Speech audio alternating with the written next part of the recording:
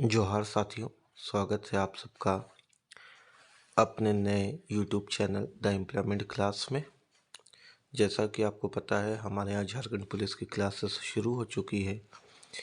आज हम लोग डिस्कस करने वाले हैं कि झारखंड कांस्टेबल में जीएस का सिलेबस क्या होगा और उसको किस तरह से पढ़ा जाए कि 25 में 25 हमारा स्कोर करने की पूरी प्रयास हो। तो चलिए उसके स्ट्रैटेजी के बारे बात करते हैं, शुरू करते हैं। जीएस का जो सिलेबस है वो अपने आप में वास्ट है, लेकिन हम लोग चाहेंगे कि सटीक तरीके से पढ़े और वही पढ़े जो एग्ज़ाम में पूछा जाए, है ना। जो सिलेबस मैं आपको आज डिस्कस करने जा रहा हूँ, आपको सिर्फ उतना ही पढ़ना है, उससे ज़्यादा आपको कुछ नहीं करना है। क्योंकि आप सच में अगर उतना अच्छा से पढ़ते हैं तो आपको आगे कुछ पढ़ने का टाइम भी नहीं मिलेगा और कुछ पोर्शन आपका बचेगा भी नहीं। यानी जो भी आज हम लोग डिस्कस करने वाले हैं, पूरी की पूरी उम्मीद है मुझे और पूरा का पूरा विश्वास है कि इतना कर लेने के बाद आपका जीएस बहुत अच्छा हो जाएगा और बहुत अच्छे तरीके से आप एग्ज़ाम में स्कोर कर पाएंगे।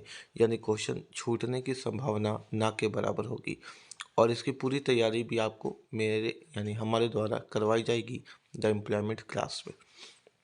जो सबसे पहले आपको पढ़ना है, उस चैप्टर का नाम है भारत और पड़ोसी देश के संबंध। भारत और पड़ोसी देश के बीच के संबंध, यानी भारत और जितने भी उसके पड़ोसी देश हैं, जैसे नेपाल हो गया, पाकिस्तान हो गया, अफ़गानिस्तान हो गया, श्रीलंका हो गया। कौन सा पड़ोसी देश है जो पानी से घिरा हुआ है, या कौन सा पड़ोसी देश है जिसकी सीमा भारत के साथ सबसे लंबी लगती है या सबसे छोटी लगती है। इस तरह का क्वेश्चन आपके एग्ज़ाम में पूछा जा सकता है। उसके बाद भारत में आप जानते हैं कि विभिन्न तरह की भाषाएं हैं, तो भारत के विभिन्न तरह की भाषाओं के ऊपर क्वेश्चन आपके सिलेबस में है। उसके बाद जो लिपि होती है, जैसे रोमन लिपि हो गई या देवनागरी लिपि हो गई, इससे भी रिलेटेड क्वेश्चन आपके एग्ज़ाम में देखने को मिलेगा। इसके अलावा जिसको आप बिल्कुल इनकार नहीं कर सकते, पूंजी और मुद्रा, कैपिटल एंड करेंसी। किस देश की कौन सी पूंजी है या किस देश में कौन सी करेंसी चलती है, या पहले के ज़माना में जैसे इब्राहिम लोदी के दौर में कौन सी करेंसी चलती थी। इस तरह का सवाल भी आपको देखने को मिलेगा और इसकी पूरी की पूरी प्रिपरेशन आपको मेरे द्वारा बहुत अच्छे तरीके से कराई जाएगी। आपको चिंता करने की कोई ज़रूरत नहीं है। उसके बाद महत्वपूर्ण घटनाएं, यानी वर्तमान में 2023-2024 से जो महत्वपूर्ण घटनाएं रिलेटेड हैं, या फिर हिस्टोरिकल इंसिडेंट भी जो इतिहास में महत्वपूर्ण घटनाएं हैं, जैसे जालियांवाला बाग या फिर चौरी चौरा कांड। इस तरह से सवाल भी आपके एग्ज़ाम में पूछे जा सकते हैं। इसके बाद जो आपके सिलेबस में है वो है भारतीय इतिहास, यानी इंडियन हिस्ट्री। लेकिन इंडियन हिस्ट्री हम लोगों को झारखंड पुलिस यानी 10th लेवल के लिए बहुत ज़्यादा डीप नहीं पढ़ना है। उसमें क्या पढ़ना है, कितना पढ़ना है, इसके लिए तो अलग से बात किया जाएगा भारतीय हिस्ट्री में। इसके बाद नेशनल मूवमेंट, राष्ट्रीय आंदोलन, है ना। इसके ऊपर भी आप जानते हैं कि बहुत सारा क्वेश्चंस आता है जो गांधी जी से रिलेटेड होता है, और इसमें क्या क्वेश्चन पूछा जाएगा, या सुभाष चंद्र बोस से रिलेटेड होता है या फ्रंट इंडिया मूवमेंट से रिलेटेड होता है, वो भी हम लोग बहुत अच्छे से देखेंगे। इसके बाद भारत में अगर आप रहते हैं और कला एवं संस्कृति नहीं जानते हैं तो फिर अफसोस की बात है। भारत तो देश ही है कला और संस्कृति का, तो इसे क्वेश्चन 100% पूछा जाएगा भारत और झारखंड के कला एवं संस्कृति से। इसके अलावा जो हमारा जीएस के सिलेबस में पढ़ना है, यह है भारत का भूगोल, ज्योग्राफी ऑफ इंडिया। जिस तरह से हम लोगों को भारत के इतिहास को पढ़ना है, यानी बहुत ज़्यादा डीप नहीं जाकर के 10th लेवल तक का, उसी तरह हम लोगों को भारत का भूगोल यानी ज्योग्राफी ऑफ इंडिया भी बहुत ज़्यादा डीप जा कर के नहीं पढ़ना है, यानी 10th लेवल तक का। इसमें जो ज़्यादा सवाल पूछा जाएगा वो फॉर्मेशन ऑफ लैंड से पूछा जाएगा, यानी पृथ्वी के निर्माण से पूछा जाएगा। इसके अलावा पर्वत, चट्टान, नदी से भी सवाल, और जंगल, और किस जंगल का नाम क्या है या किस घास का नाम क्या है, यहाँ से भी सवाल आपको देखने को मिलेगा। इसके अलावा आर्थिक परिदृश्य यानी इकोनॉमिक आउटलुक से भी क्वेश्चन पूछा जाएगा। इसके अलावा जब आप आगे बढ़िएगा और हम लोग आगे अपने सिलेबस को पढ़ते हुए चलेंगे तो फ्रीडम मूवमेंट से भी सवाल एग्जाम में पूछा जाएगा। स्वतंत्रता आंदोलन में कौन कौन ने भाग लिया, और स्वतंत्रता आंदोलन से बहुत डीप तो नहीं, लेकिन इससे ईयर और नाम ज़्यादा पूछा जाएगा। इसके बाद भारतीय कृषि से भी क्वेश्चन रहेगा। भारतीय कृषि से जो ज़्यादातर क्वेश्चन आपको देखने को मिलेगा वो रबी, खरीफ और जायद क्रॉप्स के बारे देखने को मिलता है। इसके बाद आपको जो पढ़ना है वो प्राकृतिक संसाधनों की प्रमुख विशेषताएं यानी main characteristics of natural resources आपको पढ़ना है।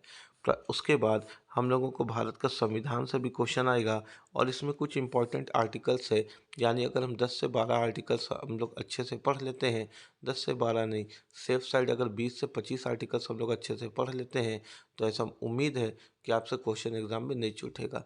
जैसे भारत में जो कॉन्स्टिट्यूशन हुआ उसका फॉर्मेशन किसने किया, इससे भी सवाल आ सकता है।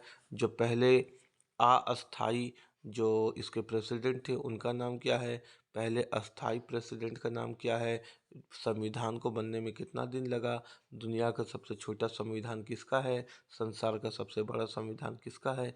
इस तरह से भी सवाल आपको देखने को मिलेगा जो हम आपको पढ़ाएंगे। उम्मीद है कि हम आपको दोनों लैंग्वेज इंग्लिश और हिंदी बाइलिंगुअल में पढ़ाएंगे ताकि जिसका जो माध्यम है उसको आसानी से समझ में आ जाए। वर्तमान में क्लास ऑफलाइन लालपुर में शुरू हो चुकी है। यदि किसी को ज्वाइन करना है तो वो मेरे इस दिए गए नंबर पे संपर्क कर सकते हैं। चलिए आगे समझते हैं। इसके बाद जो हमारा सिलेबस है वह राज्य व्यवस्था यानी अरेंजमेंट ऑफ गवर्नेंस है ना। इसके बाद हम लोगों को जो पढ़ना है बेटा वो है देश की राजनीतिक प्रणाली, कंट्रीज पॉलिटिकल सिस्टम। ठीक है, यहाँ से भी सवाल आएगा। जैसे लोकसभा हो गया, राज्यसभा हो गया, उसमें से भी सवाल आपको देखने को मिलेगा। लेकिन सिलेबस यहाँ कंप्लीट नहीं हुआ। ऐसा नहीं है कि सिलेबस कंप्लीट हो गया। अगर क्वेश्चन 25 नंबर का आ रहा है तो सिलेबस भी बड़ा है। ठीक है, आगे देखते हैं कि आगे जब आपको पढ़ना है तो एक बहुत इंपॉर्टेंट चैप्टर जिसका आपने नाम सुना है पंचायती राज, इससे क्वेश्चन एग्जाम में देखने को मिलेगा। इसके अलावा सामुदायिक विकास यानी कम्युनिटी डेवलपमेंट से भी क्वेश्चन एग्जाम में आपको देखने को मिलेगा। इसके अलावा जो सबसे इम्पोर्टेंट माना जाता है 5 ईयर्स प्लानिंग है ना, इससे तो आपने हमेशा देखा है एग्ज़ाम में सवाल, तो इस एग्ज़ाम में कैसे सवाल नहीं आएगा। इस एग्ज़ाम में इस 20 का आपको सवाल देखने को मिलता है।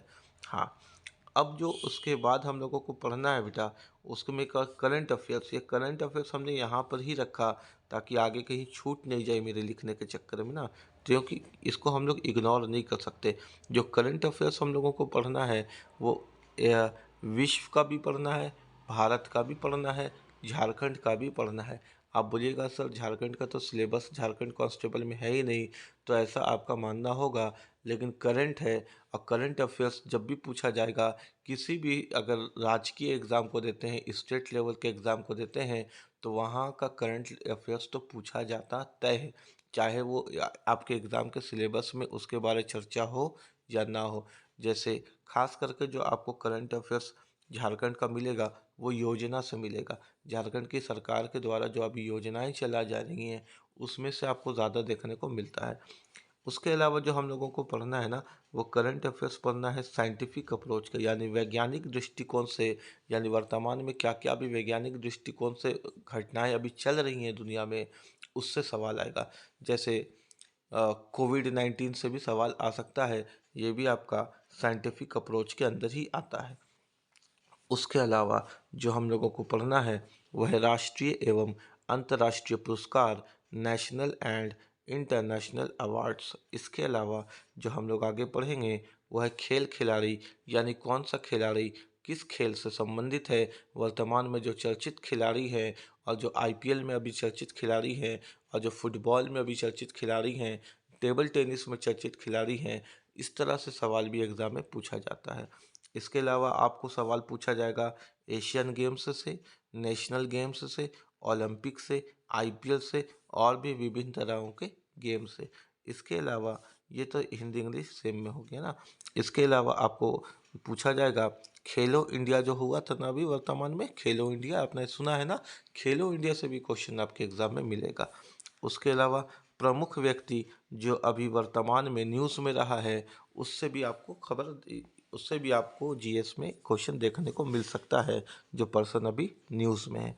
उसके अलावा भारत ने एक बहुत बड़ा अभी कीर्तिमान रचा है चंद्रयान 3, इससे भी क्वेश्चन आपको एग्जाम में देखने को मिलेगा। इसके अलावा जो भी भारत सरकार की महत्वपूर्ण योजनाएं हैं, इससे भी क्वेश्चन आएगा। झारखंड सरकार की महत्वपूर्ण योजनाएं हैं, इससे भी क्वेश्चन आएगा।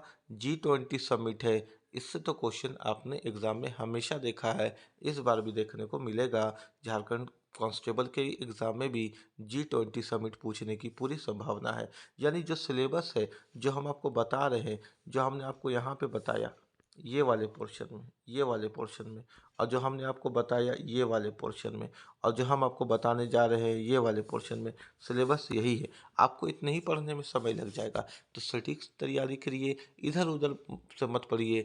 मतलब एक होता है ना MCQ, एक क्वेश्चन साइंस का आ गया, फिर अचानक एक क्वेश्चन ज्योग्राफी का आ गया, एक क्वेश्चन करंट का आ गया, वैसे मत पढ़िए। एक ढंग से पढ़िए, यानी एक पोर्शन को उठाइए।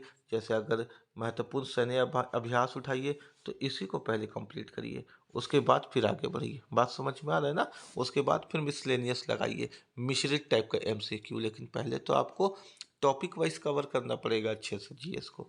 जैसे आपने यहाँ पे देखा, इंपॉर्टेंट मिलिट्री एक्सरसाइज, यानी भारत और अफगानिस्तान ने मिलकर के सैन्य अभ्यास किया, उसका नाम क्या है? भारत और श्रीलंका ने मिलकर के अभी जो सैन्य अभ्यास किया था वो किस जगह पे किया था? इस तरह से क्वेश्चन आपको एग्जाम में देखने को मिलेगा।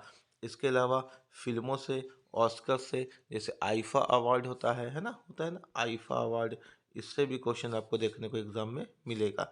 इसके अलावा मुख्यमंत्री और राज्यपाल से भी एग्जाम में क्वेश्चन आएगा। यानी अभी वर्तमान में उड़ीसा के मुख्यमंत्री कौन है, या वर्तमान में बिहार के राज्यपाल कौन है, वर्तमान में झारखंड के राज्यपाल कौन है, इस तरह से भी क्वेश्चन अभी आपको एग्जाम में देखने को मिलेगा। या अगर किसी बहुत बड़े हस्ती की वर्तमान में मृत्यु हो गई है तो उससे भी क्वेश्चन आपको एग्जाम में देखने को मिलता है। उसके बाद खेलो इंडिया यूथ गेम्स जो अभी वर्तमान में हुआ था, 100% इससे क्वेश्चन एग्जाम में आएगा, 100% इससे क्वेश्चन एग्जाम में आएगा। उसके अलावा केंद्रीय बजट जो है, राष्ट्रीय बजट, यूनियन बजट, इससे भी क्वेश्चन आपको एग्जाम में देखने को मिलेगा।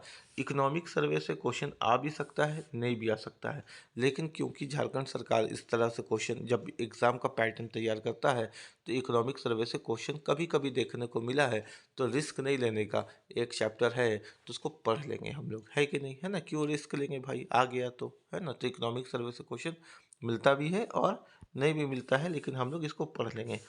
और ये रहा हमारे सिलेबस का हीरो, सबसे अंत में आया हीरो, किताबें और लेखक।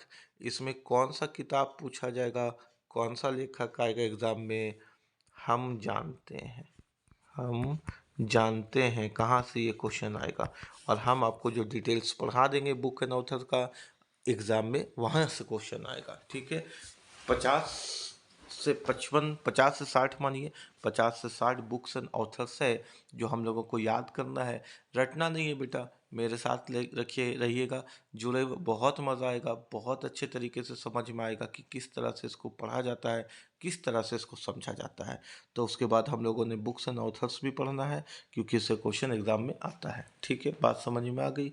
तो उम्मीद है कि आपको यहाँ तक मेरा बात समझ में आ गया होगा। हाँ सर, आपका बात तो समझ में आ गया। तो हमसे जुड़े रहिए, और हमारा ये नया चैनल है, इसको आप ज़रूर सब्सक्राइब करिए, क्योंकि नए तरीके से शुरू से शुरुआत किए हैं पढ़ाना आप लोगों को। आप ही को पढ़ा रहे हैं, आप ही का चैनल है, आप ही को सब्सक्राइब करना है, आप ही को साथ में चलना है जब तक आपको आपका मंजिल नहीं मिल गया।